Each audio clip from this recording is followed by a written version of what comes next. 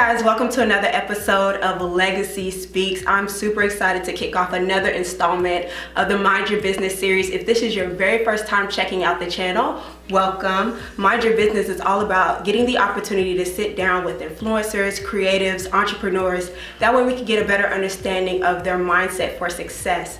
And I am super happy to be able to introduce to you just another amazing sister friend of mine.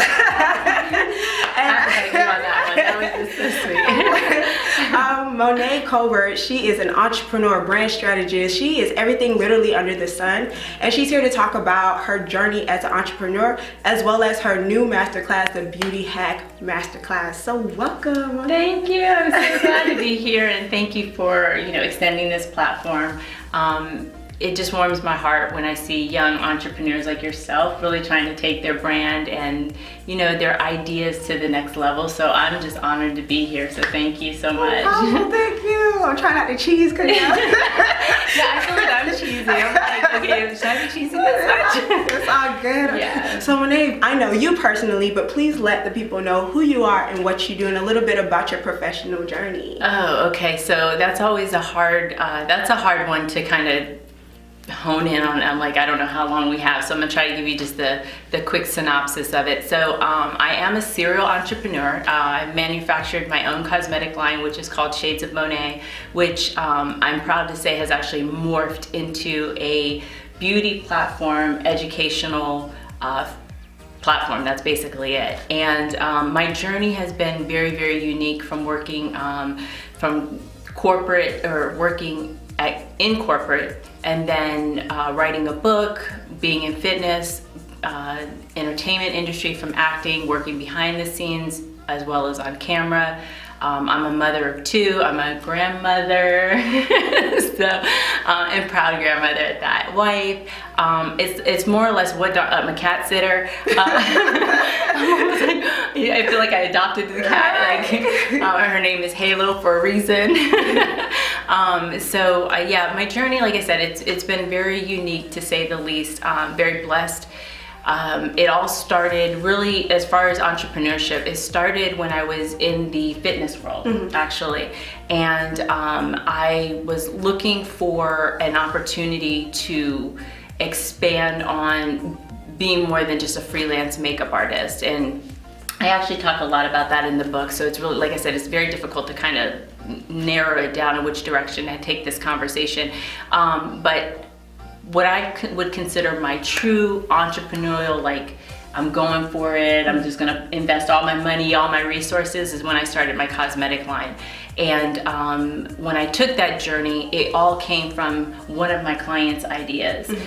She basically, I was servicing her as one of my clients, doing her makeup and her hair for a show, and she said, Monet, have you ever thought about starting a makeup line? And I was like, no. But one thing about me, you give me an idea, I'm gonna run with it if I like it. So I did the research and everything, and I decided, this was the journey I was gonna go down. But the reality was that I needed to figure it out. And as much and as good as I was in corporate, and I was always able to climb the corporate ladder, I did very well in sales, all that stuff, it just wasn't my heart. I always knew, like, I was gonna be more. And then in the entertainment world and acting and modeling, again, you're only as good as your last job. You get older, right. You're competing against the young guns. And though I don't look my age, that's been an advantage, but at sometimes it's been a disadvantage, because once they know that you're your age, it didn't work out for me. I remember contacting one of my close friends who was a mentor of mine in DC, and I said to him, what am I gonna do? And he said, you know what, right now you're at the height of your game, find something that you're passionate about and turn it into a business. And that's really where the idea of really taking the cosmetic side to the next, to the level that I did. But it was actually inspired by one of my clients. So she asked me that question, and I was like, let me run with it. So fast forward, some things didn't work out when we were living in South Florida at the time, and we all know about the economy. It crashed. It affected my household in more ways than one. In fact, if you see the movie The Big Short, that literally, the entire film is my life on film. And I say this because my husband was actually working in the subprime lending market, and my 9 to 5 at that time was in the mergers and acquisitions private equity sector. So those were the areas where the subprime lending market hit the most. And our house, what we call, was underwater. So yes, you know, you think you have all this money in equity and you don't realize equity means absolutely nothing if you don't cash out on it. So another entrepreneurial like experience in life, you think, you know, the value of my home, I'm a homeowner, I got all this money, but in a minute, just like that, it can be gone. Yeah. I mean, literally in 6 months, we lost maybe $300,000 on our home. So, and then by the time we sold it, we owed money. So yeah, that's, again, life lessons. So we had to salvage what we could, move to Atlanta, and pretty much reinvent ourselves. Even my husband, who's older than me, the difference between us is I was always the person who had the entrepreneurial mind. I always knew that there was more out there, whereas he came from the old school, work for a union job, work your way up the corporate ladder. And there was nothing wrong with that. In fact, I think that that was good in our household because it gave both of our girls some kind of balance and stability and understanding of what it's like to work for corporate. But again, you know where you're destined and you know what your calling is. You're just trying to figure it out. And so at that time, being in Atlanta, I had to reinvent myself. And then I went on the journey of being really focused and honed in on the beauty industry as a whole. So I had been licensed as a cosmetologist since 1994, so I kind of dated myself right there. It's all good. Try not to do that. And but when I came out of cosmetology school, and again, this is something I share in my story, I never really pursued the salon world. Never did. And everything after I got out of there, out of cosmetology school, was literally freelancing. And the reason for that was because when I got out of school, I didn't realize, and at that time I was living in LA, how much I was going to have to be an apprentice, sweep the floors, fold foils, and be somebody's assistant for like 3 years. Sorry, wasn't going to happen. I think you could figure that out. That's not my DNA. And so, and then I was a single mom at that time. So, and I was 18 years old pursuing an acting career. So that's why I said it's very hard to kind of narrow down my story. But here it is. I did a 180 literally 5 years ago, because when all of this happened, my husband asked me a very important question 5 years ago to this date, when he was losing again, the subprime lending market was difficult, right? Yeah. So jobs, people were losing their jobs even if they had been with the companies for 20 and 30 years, or they were cleaning house and then you were carrying more than one title in a company with the same salary, right? So that's what he was going through. Unfortunately, his career continued to be a turnover. And then the company I worked for in the private equity sector closed up. And then that's when unemployment shifted. And you know that they, like, I think you could only file for unemployment 3 times and then they cut you off. Well, we were on the cutoff. So there was no more money coming in. So he asked me a very important question at that time, and he said, well, what's the 10-year plan? And I was like, well, I can't give you 10, but I'll give you 5. So that's better than nothing. That was better than nothing. At least I was trying to come up with a plan. So I realized at this stage in my life, this is it. So this is the next 25 years. Again, I'm dating myself, but retirement's going to be there, and I needed to figure it out, and figure it out quickly, and find something that I was going to love doing. So even though I knew at that time I needed to go get a job and what do you figure, you know, bring in extra income, what I knew I wanted to do and what was key, and I think that this is important for every entrepreneur to understand, is that when you are faced with having to go get the 9 to 5, don't take that as a, oh my God, I gotta go work. Look at it as an opportunity to find the job that you want that will pair with where you're trying to go. Okay, so for example, if someone said, well, if you're in the beauty industry, what did that look like? Well, for me, initially, it started with, I wanted to be a salon owner. So, and remember, I had no technical skills. So who was gonna hire me? Well, I found someone who hired me. I was transparent about my journey, and they rolled the dice on me. Then I ended up taking a course, and I saw the educators. And I go, that's where I belong. Right. So I asked somebody, what do I do? How do I get there? And literally my journey in the hair world as a cosmetologist literally just took off. So just to kind of give you a point of reference here, I had no experience, and then in 9 months I was hired with one of the top companies in the globe internationally, which was L'Oreal. I was one of their top educators over 5 years. I opened up my own salon, not a small salon. Opened up my own salon all in 5 years, and then ended up writing a book to help other beauty professionals do the same thing.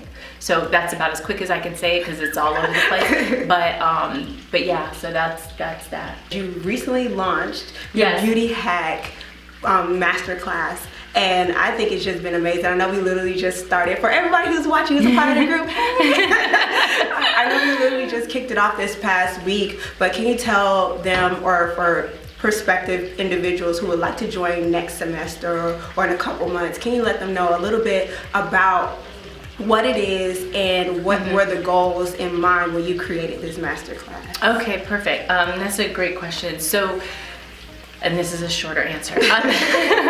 All right, so my journey obviously inspired this, and then writing the book and launching a product. And when you become a face on social media, people are bound to reach out to you, ask you questions like, how did you get where you got?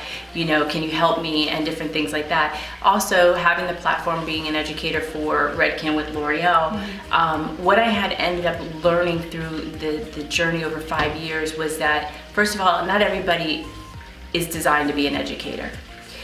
It's a gift, right? I could not be a teacher in a college or a school, but I can be a teacher with entrepreneurs. Why? Because I can talk about my journey, I can share that, and I'm transparent and authentic and things like that. I've also done it so they can see it. Right. It's been implemented, it's been successful, so they have a benchmark to go with. Whereas people will try to compare it to, well, why couldn't you be a teacher in school? Well, it's a little bit different because when you're speaking from experience, and two, you're speaking to your niche. Yes, and your passion. Yeah. Right? So I'm not passionate about teaching little kids. No, I am in certain areas, but just not academically. And I'm passionate around people that are hungry. So that's what I also learned. Like, if you're not hungry, I always say, I probably can't say this on camera, but you can edit it. Tequila, I'm not everybody's flavor, you know. Either you're in or you're out, you know. So, so the BeautyHack Masterclass came about from actually a coach that I hired who was helping me bring in and rein in my ideas, and she knew that I wanted to launch a course on potentially writing a book or launching a product. They're both like one of the same, but they're two different platforms. Right. But what I ended up realizing when I was surveying people was that we were missing the mark. So the questions that I was getting from entrepreneurs or aspiring entrepreneurs were things like, well, how do I get started? How did you find your product? Who am I? Am I a brand? Can I be a brand? I don't have enough followers. Can I sell a product? How do you get away with, how do you prevent lawsuits? You know, all the things that I had experienced, it was raising a lot of questions. And then these individuals also had gone through courses that they weren't happy with, they fell out of. And then taking that and coupled with the L'Oreal experience, hairstylists that are not succeeding in an industry that God knows there's so much money to be made out there. I think Mary Kay said it best, put a sign on everyone and make them feel beautiful, and you will have business forever. And it is so true. So my career in 5 years taking off had nothing to do with my technical skills, because I had none. It had nothing to do with my design skills, because I didn't have that either. My clients will tell you I botched up some hair, but they were with me from the beginning to the end because they were willing to go on that journey with me, and they fell in love with me and the way I serviced them. So when I designed the BeautyHack Masterclass, it really had you in mind and what I already know you're going to go through, and I already know the questions you have in your head. Why? Because I surveyed you guys, not you personally, but I'm sure when you start seeing this video and the questions that come up, you're gonna say, yeah, I was wondering the same thing. We all did. I still do. And so that's how it came about. And I'm so excited. This is probably, I have to tell you, this project is the one that I'm most proud of, because it really is a reflection of who I am and what I stand for as a brand, as a personal brand. And so one of the reasons why I'm super excited to be on this journey with you is because of the fact that you speak to the creative. And oftentimes the creative isn't just the person that you see in Little 5 Points, or the person who's always like painting or whatever the case may be. Creativity comes in various forms, whether it's through creating videos or being a hairstylist, or designing for that latest advertisement. Creativity is everywhere, and it can be found in any industry. And the fact that there are individuals within our group who are from a vast array of different industries, I think that's super, super dope. Point out some of the ones that are in our group, because if I say it, you're not gonna believe me. So you have not only like the beauty and health industry, but also the healthcare industry for people like me with mental illness or mental health awareness and advocacy. Then you have people who are in the tech industry, the business side of things. It's just so many different niches, but at the end of the day, we all have the same goal, which is to be able to flourish within our industry through the product that we're getting ready to launch. So, and then also too is just the fact that you're not only are you a teacher, but you're also a consistent learner. And that drives us and inspires me to constantly learn as well. And so my question for you is, can you explain to them why it's super important for entrepreneurs to constantly be learning and growing in order to hone their craft? Last year I went through this. I was committed to myself and my education, and said, okay, I'm gonna find, we call them gurus, I just say influencers in my world. I wanted to make sure that when I reached out to coaches, each coach was fulfilling a need in my soul, basically. So to your point about being a creative, everybody automatically assumes, because I'm in the beauty industry, that I always just do hair and I always do makeup. Those are the least things I talk about. It's also the last thing I talk about in my cosmetic line, right? But the education part, I get so amped up and excited because it's an evergreen product. It's something that we need. I went out and I decided, okay, I'm gonna get the best coach in this market, whether it be Facebook ads. I'm gonna get the best coach in personal branding, who I felt was going to help me. I also made sure that I went out of my geographical area. I also made sure that when I was picking individuals, I picked them different in culture, in background, in geographical areas, in their story. Oh, I'm the type of person, give me the underdog story, I'm a sucker any day, okay? And don't let it be a woman underdog story. So, but that's what I look for. And so for me, the reason why I encourage people to do this is because it inspires you. When you go out of your own box, your own niche, not only are you getting new ideas, but you find new ways to implement in your market, and you become the first in your market. And that's what we're competing for. I mean, let's just be honest. On Instagram, YouTube, everybody's trying to be the guru of something. The only way you can be a guru of something is if you stand out above everybody else. Well, how do you stand out above everybody else if you're trying to do everything everybody else is doing? That's natural. What's unnatural, or what's not natural, is when we don't allow ourselves to face fear, uncomfortability, stretch ourselves, then we just stay complacent, and then we're talking about it didn't work out. Well, it didn't work out because you're trying to be a Me Too, and not that movement. I'm talking about the duplication movement, and so that's why I encourage it, and I think it's really important, and that's why I do it. It's about having the faith to go outside of what's familiar for you. Yeah, absolutely. And the desire to. You got to want it. I always tell people, I can give you the tools They do nothing for you if you don't apply them. Mm-hmm. And with being a serial entrepreneur such as yourself, I can understand that you're able to take different skills and apply it to what you're doing now and whatnot. But sometimes that can get a little bit overwhelming and a bit confusing. As a matter of fact, you talk about that a little bit about having brand confusion. Yes. How have you been able to still be your authentic self professionally, but take those skills and hone into what you're doing now? So, okay, so I learned the hard way. And when I say the hard way, it wasn't just a simple bump on the head and that was it. No, you learn the hard way when you're financially broke from entrepreneurial opportunities. So, because for the sake of time of this, I will say that my journey cost us roughly $500,000 in debt when we had to move to Atlanta. So, and I'm actually going to be uploading a video today to talk about that. And it's one of those things that I face with my fear of being a serial entrepreneur, because when you have a bad experience, it ends up setting the tone for whether or not you should go forward with another idea. I will say this, your first idea might not be the best idea, but it won't be the last. As entrepreneurs and creatives, it just doesn't happen. If I would have had someone coach me at the time when I was probably most impressionable, I would never have made the mistakes I made, because I would have turned to a coach and said, hey, help me, or they would have seen and just smacked me across the head, right? So I didn't have those coaches. Now I do, so I'm very proud, because again, I stepped out of my box and I said, I'm going out and I'm gonna find them if they can't find me.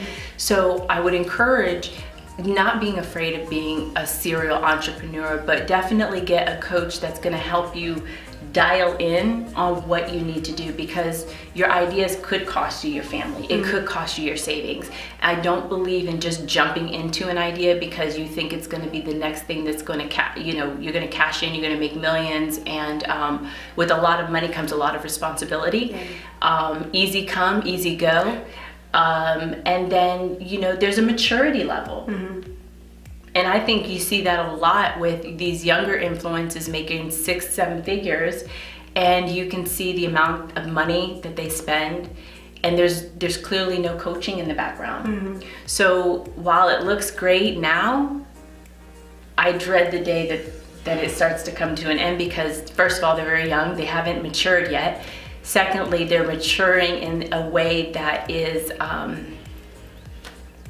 it's kind of like false expectations. I don't know how to explain it any better, and so yeah. But with maturity also comes a level of clarity as well. Absolutely. And we talked about the need to know whether or not you are going to be building a brand for a product or a brand for a person. And oftentimes, when you're branding as an individual, you are, sliding in a product. But what advice can you give to a person who's just kind of like, what comes first, the chicken or the egg kind of thing?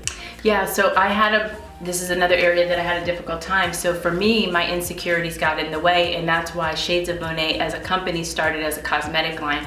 I hired athletes to be the face of my brand, which was another added expense, and only to find out when I went through my legal lawsuit and everything else, all of that had to come to an end, but the money was already gone, right?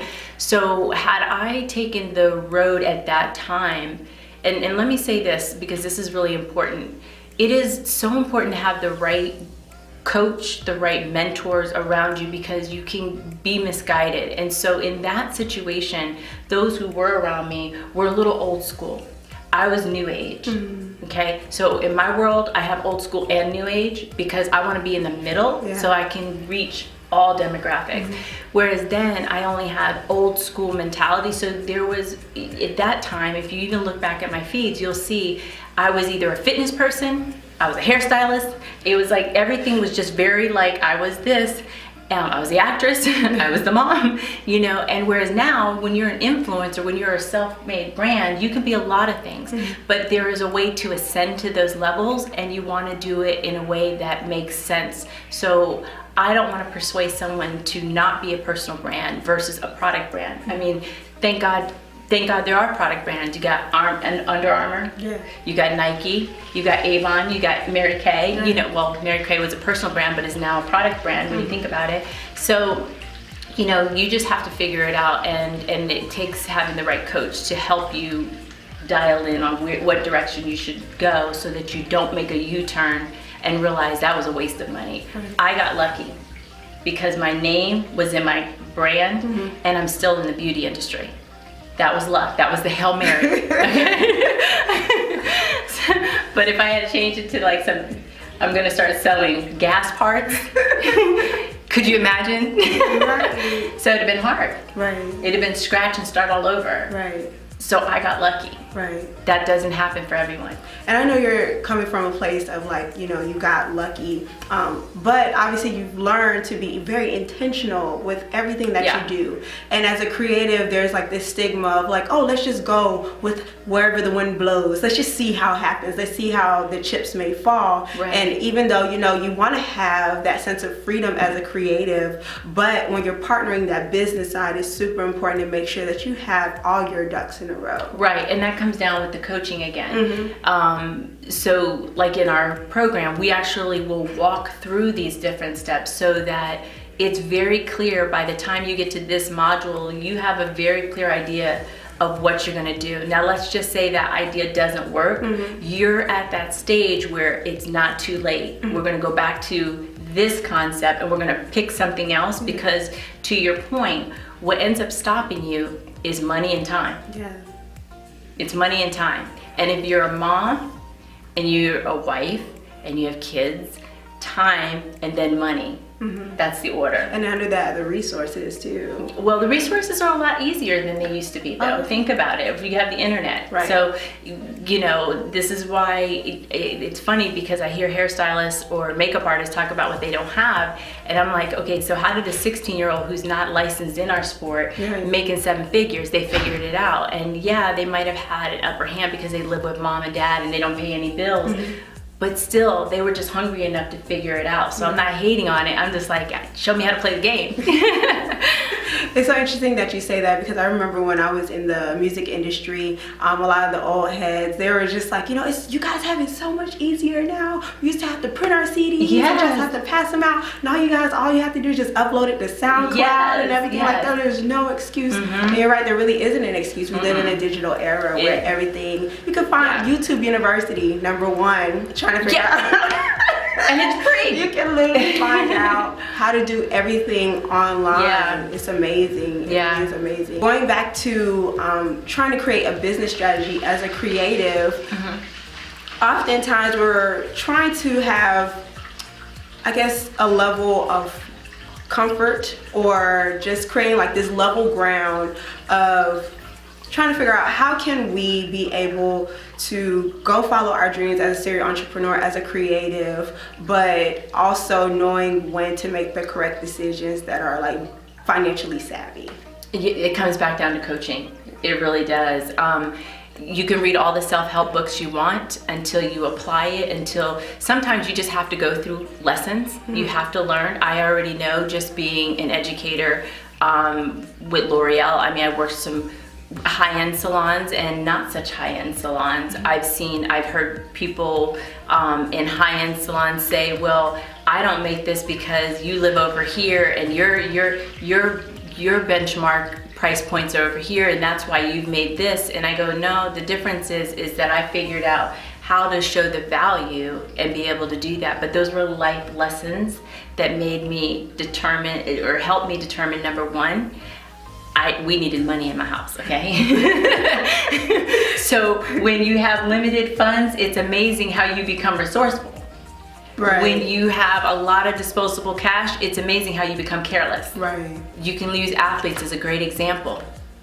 I mean, most athletes that are struggling, they know that their way out, their ticket out is the basketball or football or you know, whatever sport it is, and that's what gets them out. So for me, my sport was the beauty industry and everything else that came along with it. And whatever creative is going through, it could be their paintbrush, it could be, in your case, mental health. You know, it doesn't matter. You just have to decide that that's what it's going to be, and put yourself around the people that are going to help coach you go down the right path and allow you to make the mistakes.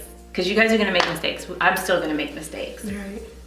And one mistake or one particular conversation that we had off camera that I really want to bring to the audience was your theory of progress versus perfection. I know, I love that, right? Literally, just I know. got my heart, because I struggle with perfectionism or still trying to work through it. And so can you explain that to them, what that is? Yeah, absolutely. So being in the entertainment world, being in the fitness world, being in the beauty industry, obviously it's all about perfection. It's all about this exterior layer of things that are just, to me, very superficial. At the end of the day, what does that mean?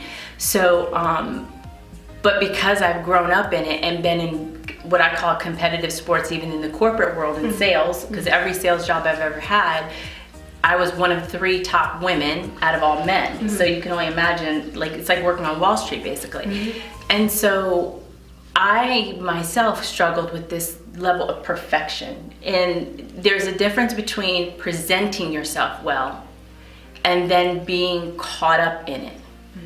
And with this program, my focus is to get you to get past the uncomfortability of not being perfect, because we are not, as human beings, perfect. And even if you decide that you're perfect, somebody's going to tell you you're not perfect. That's just the way it's going to be, because you're not going to meet everybody. It goes back to the tequila scenario, right? Not that we're drinking, but it's a great analogy. So, you know, I feel that what's most important is that we focus on progress.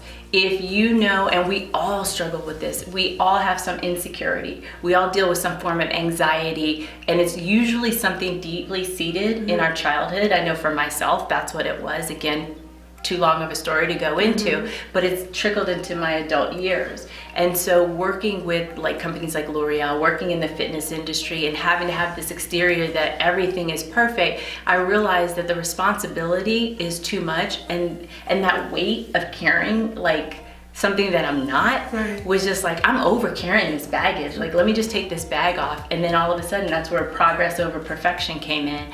And that's our motto for BeautyHack Masterclass. Right. Which I really do appreciate, because obviously we deal with perfectionism not only within our industries, but like you said, it's something that's deep rooted within our lifestyle.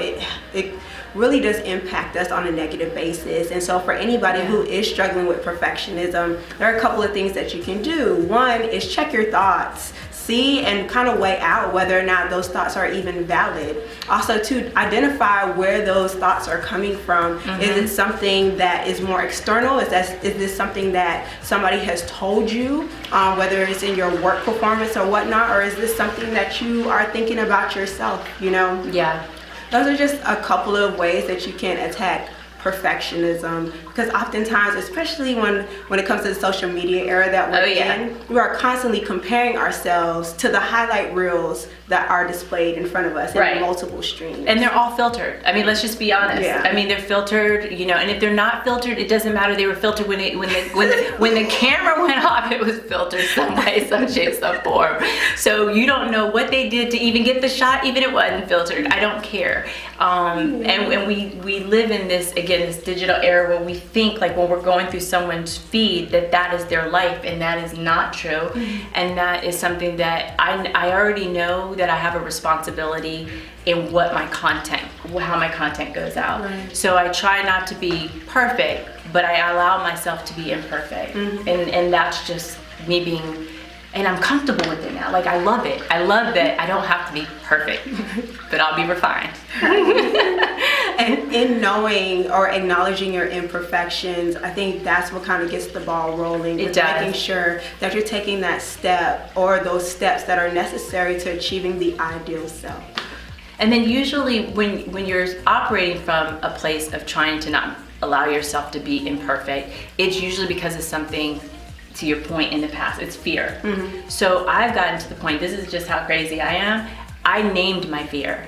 Like, it's got a name and everything. So as soon as it starts to happen, I go progress over perfection, boom, such and such, shut up.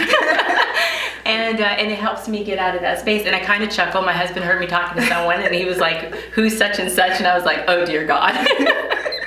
But But sometimes you have to do that. You have to name that thing, identify it. Yeah. Because if we keep trying to move right past it or not acknowledge it, then we are totally disregarding the issue at hand. Yep. And not only, like I've said this several times on my channel, what you refuse to address in one area spills over in other areas as well. And if it doesn't, and it happens later in life, which is my case, it's not a good thing. So, you know, at all, it's not a good thing. And you have a lot of cleaning up to do, and you might lose some relationships along the way. But again, that goes back to what we were talking about, maturity and owning it and being okay to be authentic.